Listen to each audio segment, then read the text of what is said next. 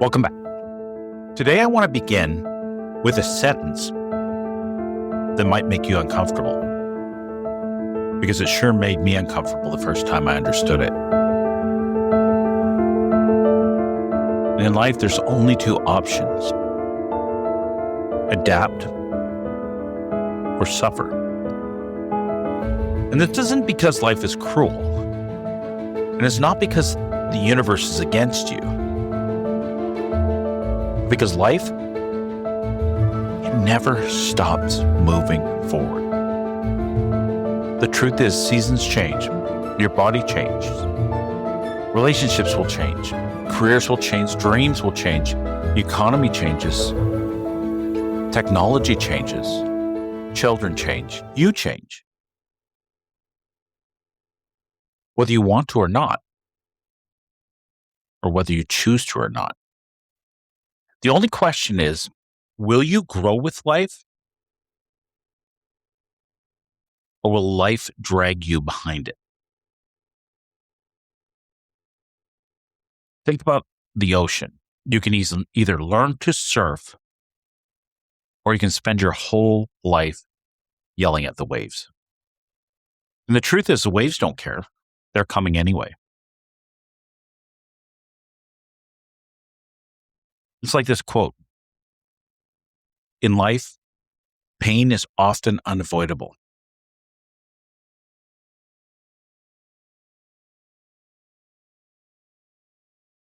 But suffering is optional. And today it's not about becoming someone else, someone new, in a sense. Like pretty much everything I talk about, it's about becoming the next version of yourself before life will force the upgrade.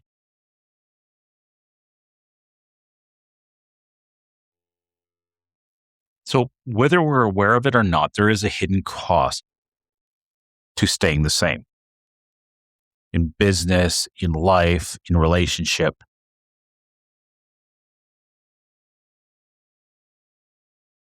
See, in a sense, if you got really clear on it, most people don't feel a change specifically.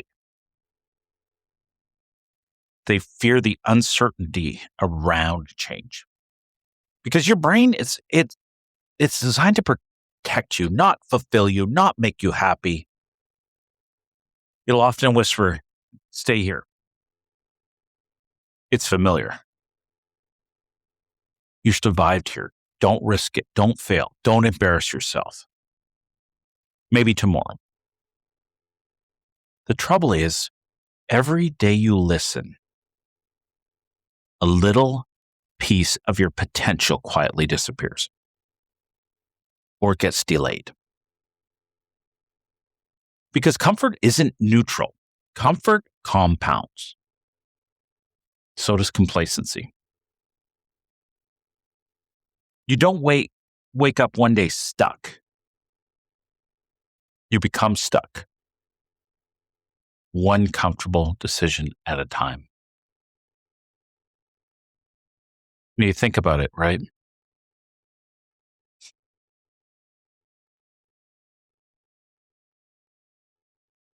So your internal dialogue would be saying, I've always done it this way. What if it doesn't work? I'm too old, or I'm too young, or it's too late, or I'll wait till I feel ready. You know what? Feeling ready is a myth. Action creates readiness. It's like the quote says, you will never feel ready because ready is not a feeling. Ready is a choice.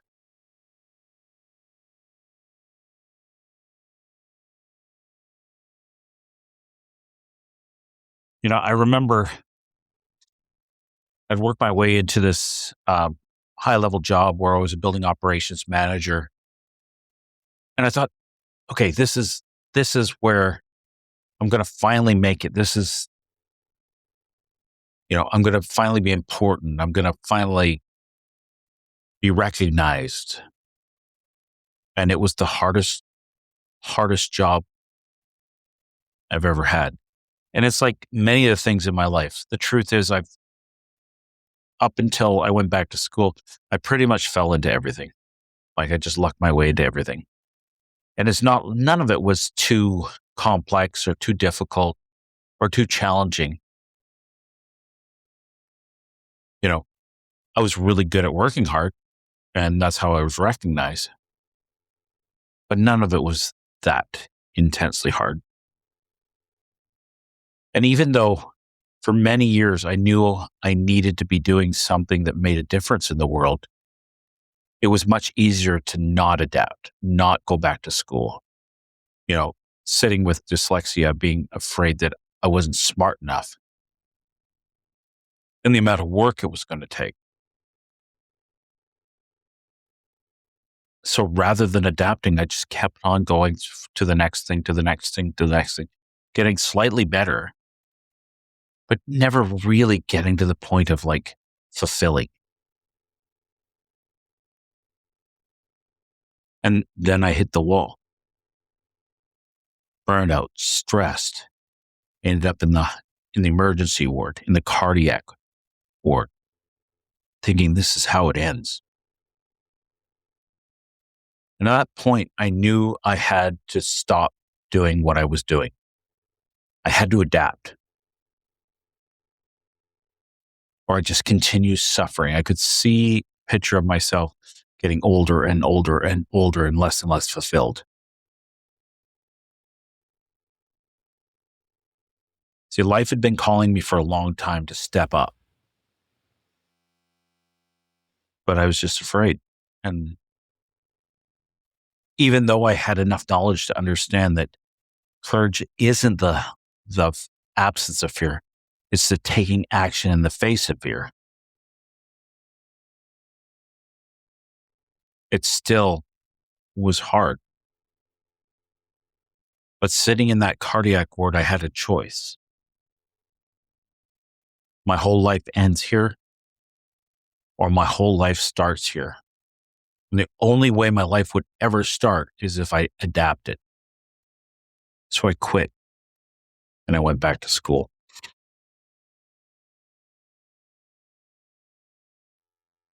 The truth is, comfort whispers, but growth calls.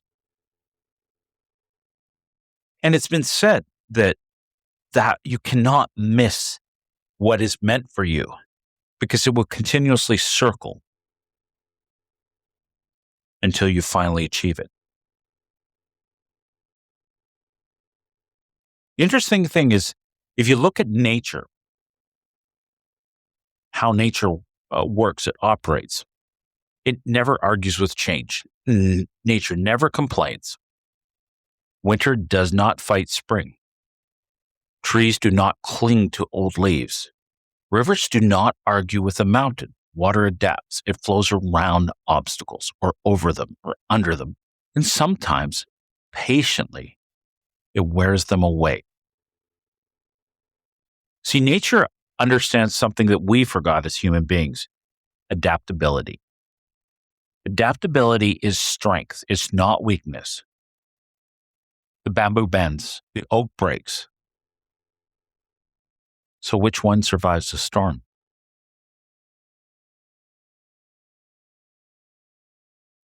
See, strength isn't rigidity. Strength is flexibility under pressure.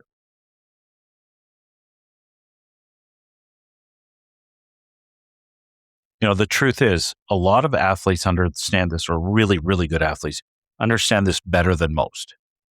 See, every athlete learns about adaptation because training isn't staying the same. Training is controlled adaptation. Your muscles adapt, your lung adapts, your confidence adapts, your identity adapts. But here's where people struggle. And I see it almost every day in my office: when injury comes, when aging comes, when the performance plateaus. Many athletes keep training, like trying to train through things maybe they shouldn't. It's almost like a version of them that no longer exists. And then suffering begins. Not because they're injured, but because they're refusing to become the athlete life is asking them to become right now. So life isn't asking them to stop forever. It's asking them to adapt for now and give the body a chance.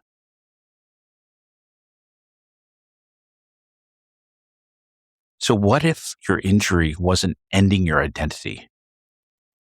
But what if it was explaining it? I was talking to an athlete the other day, and they were talking about they're in a situation right now where their prime partner is injured and won't be back till September, and it's July. So they're having a lot of trouble being motivated in this time because this is the partner of this team will probably be going to the Olympics.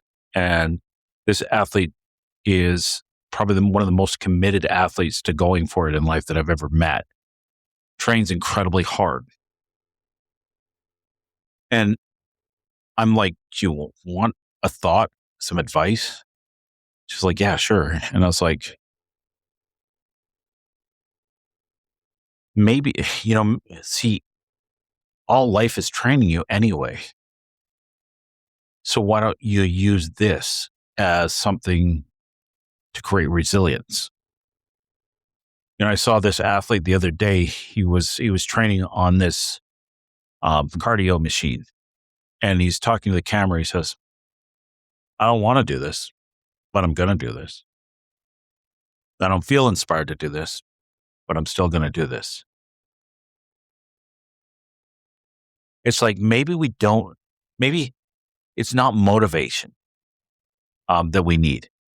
Maybe it's spirit. Maybe it's resilience. What are you developing in this season? How are you using this season to adapt to what comes next?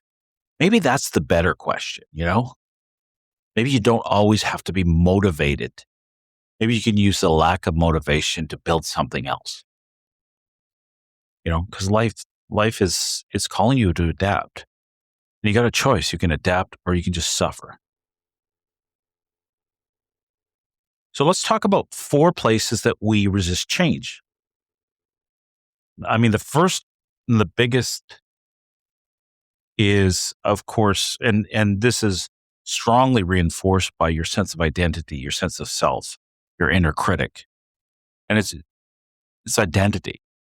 Like the idea that I've always been this way. But the truth is, you've actually always been practicing being this way. That's different. It's not who you've been. It's who you've been pretending in relationships. Have you ever noticed that in relationships, some people grow together, some people grow apart, holding on to every relationship keeps both people from becoming who they're meant to be. Career. Some jobs teach you, other jobs seem to trap you. Don't confuse loyalty with fear. Mindset. Mindset's the greatest prison. The greatest prison is believing yesterday's thinking can create tomorrow's life.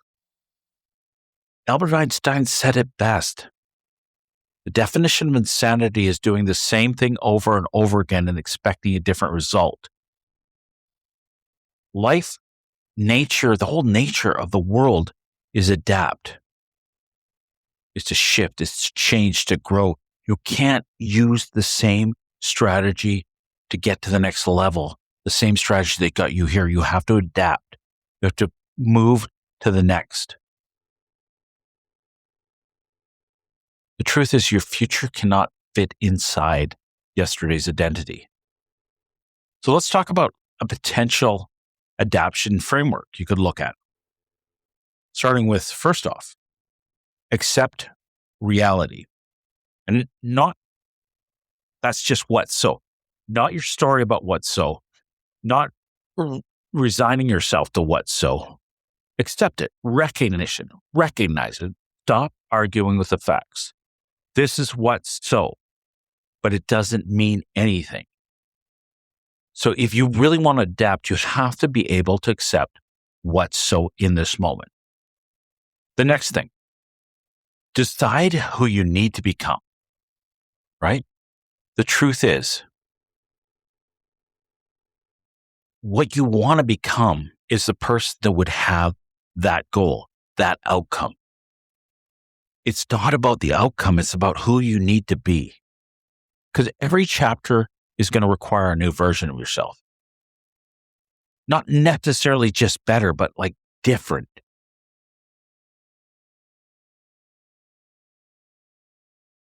Three, act before you feel ready. Confidence does not come before action. Confidence follows action. You get out there, you get moving, you figure it out. Confidence will not come before action. It'll never happen that way. Practice daily. Your small adjustment, your repeated consistency. Just keep on becoming the process. Trust the process. Growth feels awkward, but that's the point. When you're truly growing, it's a stretch. It's uncomfortable. But that's why they call it growing pains. So your habits are your adaptation strategy. So if they're not taking you where you want to go, create new habits. Go out there and see find an example of somebody who's got what you want and take a look and examine their habits and create similar habits.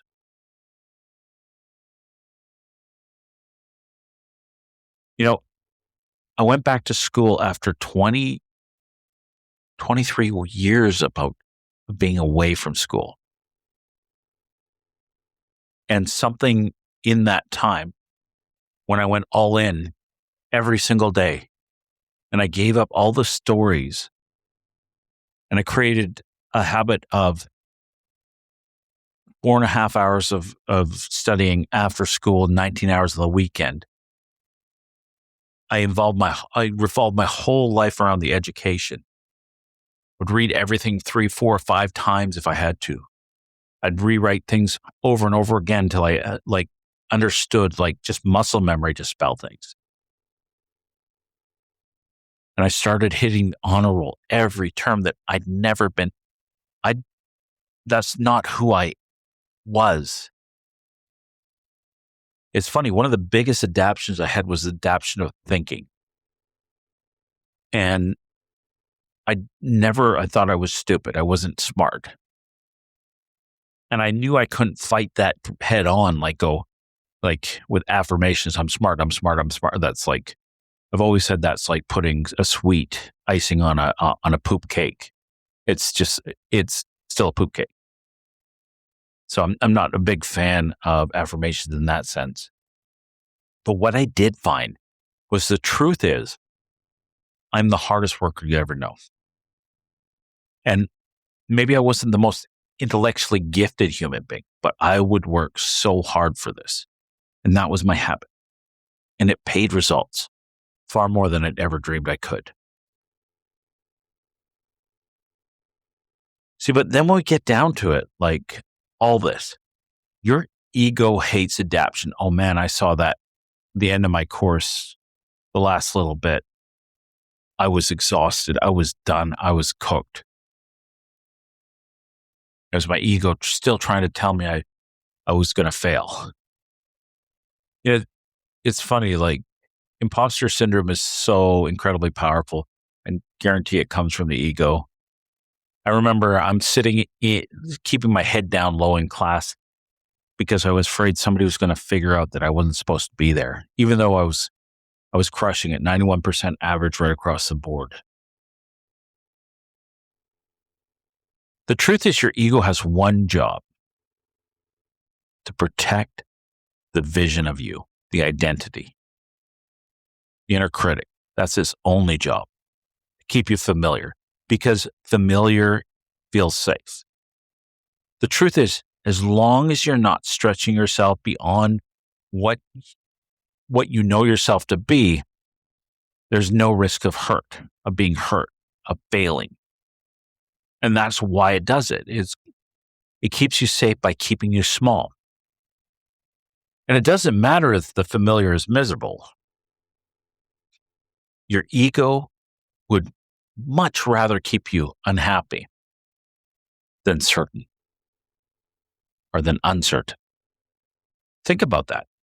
How many of us stay in jobs, relationships, belief, not because they're good or good for us or they're fulfilling, but because they're predictable? See, growth demands humility, and humility says, I don't know everything, but I can learn, I can change, and I can become. See, the ego says, predict who you are, but wisdom says, become who you can be. So imagine if every difficult season wasn't happening to you. It's not happening to you, but it's happening for your evolution. The breakup, the injury, the diagnosis, the business failure, the rejection, the burnout, the setback. Maybe life isn't punishing you. Maybe life is asking one question: who must you become now? And if you could really get that, everything changes. The moment you stop asking, why is this happening, and start asking, what is this preparing me for? That's the moment everything changes. And maybe you start figuring out who you're supposed to be. Every challenge introduces you to a version of yourself you've never met. Okay, so take a breath. Think about one single area of your life where you have been resisting change. Not because you can't change, but because you're afraid. Now ask yourself, what has staying the same cost me? How much energy, how much joy, how much confidence, how many opportunities, how many relationships, how much time? Then ask, what could adaptation make possible? Because every breakthrough begins with one uncomfortable decision. So let's wrap it up. If there's one thing I hope you remember today, it's this: life is not asking you to be perfect. It never was. Life is asking you to stay teachable, to stay curious, to stay flexible, to stay moving. Because people who build extraordinary lives aren't the people who avoided change. They're the people who embraced it. And they embraced it before they felt ready. You know, the caterpillar doesn't know it's becoming a butterfly. It only knows everything familiar is disappearing. What if that's where you are today?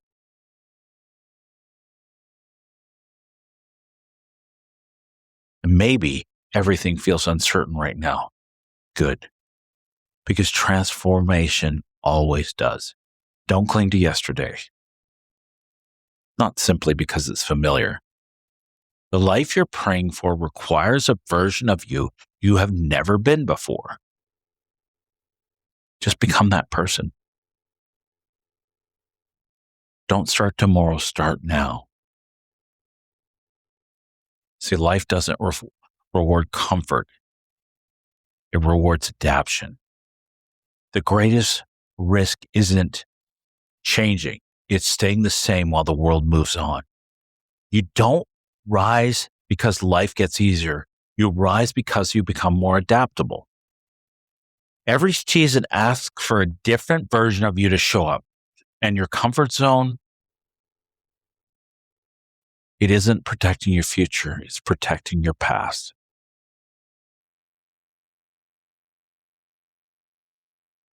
If today's episode challenged you, don't let it end here.